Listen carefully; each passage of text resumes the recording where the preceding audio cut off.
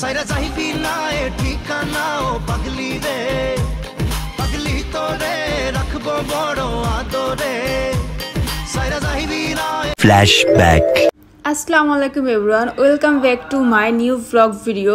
আজকে হচ্ছে আমি তোমাদের সাথে মাংস রান্নার ভিডিওটা শেয়ার করব। তোমরা অনেকেই আছো ব্রয়লার মুরগি অনেক পছন্দ করো, কিন্তু ব্রয়লার মুরগির মাংস আমার একদমই পছন্দ না। আমি হচ্ছে মাংসের মধ্যে পছন্দ করি হাঁসের মাংস আর গরুর মাংস। তো আজকে হচ্ছে আমি রান্না করতে যাচ্ছি হচ্ছে ব্রয়লার মুরগি, যেটা কিনা আমার পছন্দের জিনিস না।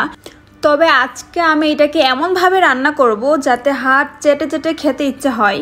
সো প্রথমেই হচ্ছে আমি এখানে কিছু ব্রয়লার মাংস নিয়েছিলাম সুন্দর করে পরিষ্কার করে ধুয়ে। তারপর হচ্ছে আমি সাথে কিছু আলুও দিয়ে দিব।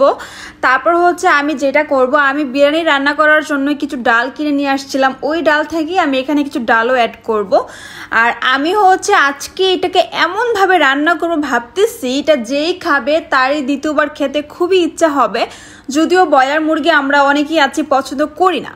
সো তারপর হচ্ছে প্রথমে আমি এখানে সব ধরনের মশলা দিয়ে দিয়েছিলাম। তারপর যখন মশলাটা হয়ে গিয়েছিল, মশলার মধ্যে হচ্ছে আমি মাংসগুলোকে দিয়ে ভালো করে কষিয়ে নিচ্ছিলাম।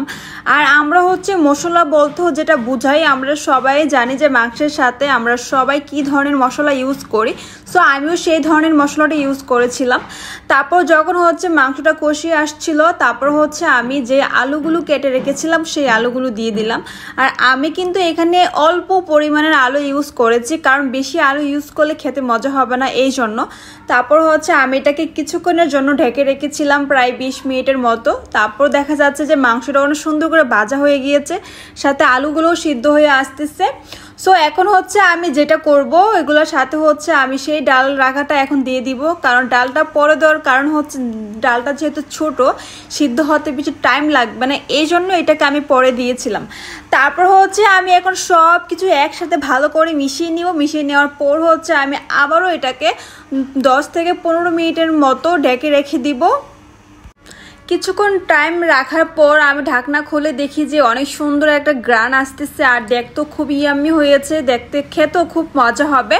তো যাই হোক, তারপর হচ্ছে আমি এটার মধ্যে এখন পানি অ্যাড করে দিব, কারণ এটা সুন্দর করে ভাজা হয়ে গিয়েছে, আর ভাজার কোনো দরকার নেই। আর আমরা হচ্ছে মাংস যত ভাজবো, মানে যত কষাবো, খেতে ততটাই মজা হবে, এটা আমরা সবাই জানি কম বেশ। তারপরে এখানে হচ্ছে আমি পরিমাণ মতো পানি অ্যাড করে দিয়ে দিয়েছি। সো এই মাংসটা তৈরি হওয়ার পর খেলে যে কতটা মজা হবে, তোমরা না খেলে কখনই বুঝতেই পারবে না। তো তোমরাও চাইলে কিন্তু আমার মতো করে বাসায় এইভাবে মাংস রান্না করাটা ট্রাই করতে পারো, সাথে ডাল অ্যাড করে, তারপর হচ্ছে সামান্য কিছু আলু অ্যাড করে।